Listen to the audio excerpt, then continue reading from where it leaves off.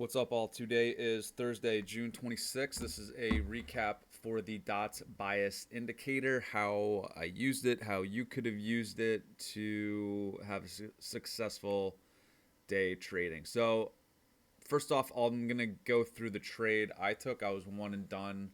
And I'm just going to go through the morning starting at 9:30. So, I'm going to draw your attention to where my mouse is. So the market opens at 9:30, and one thing I say in the room is that when the dots are mixed, you do nothing. When they are all one color, that's when you look to engage.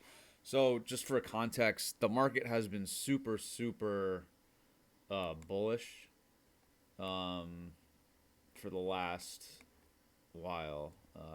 Look at this market. So that's just the backdrop of just the overall market, and the dots bias indicator I primarily use on a 1 minute chart. So coming into the day opens, dots are mixed, and we get a series of red dots right here. And this was an avoidance. This was a no take. And I'll tell you why. So there was news at 10 o'clock. I don't like trading within 10 minutes of news. It wasn't red folder, but it was mid-tiered news, and that's cool.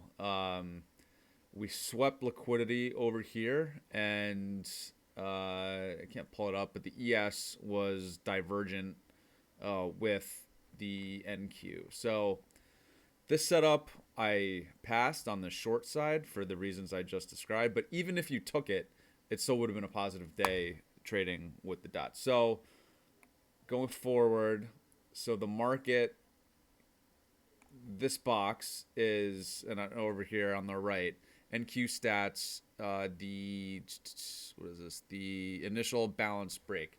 So basically, it takes the high and low, or low and high, from the first hour of trade from 9:30 to 10:30. And what it says is if the price at 10:30 closes in the upper part of this range, that in general, there's an 83% chance that the high of that range will get taken before 12 p.m. So using that in conjunction with other liquidity levels, when the dots turn green right here, it was before 10:30 and price was well above the midpoint of the opening range. So I entered a long when this fair value gap held. So the dots turn green. A one dot entry function would have been along here. I think the ATR at the time was about 20 points. And then you can either do just a 1-to-1 or to these highs, pick your poison. So this setup worked. I was one and done, so entered around here, got out at liquidity, and that was my one and done trade for the day. So I like to use the dots in conjunction with data, with statistics, and other things. Fair value gaps we're holding, these EMAs we're holding. I just like to stack confluences in my favor. So if you took this first short and that was a stop out, you took this long, that was a winner, and basically, so the dots reset here. And again, I like to take dots setups towards liquidity. So first column of all green dots after the dots are mixed.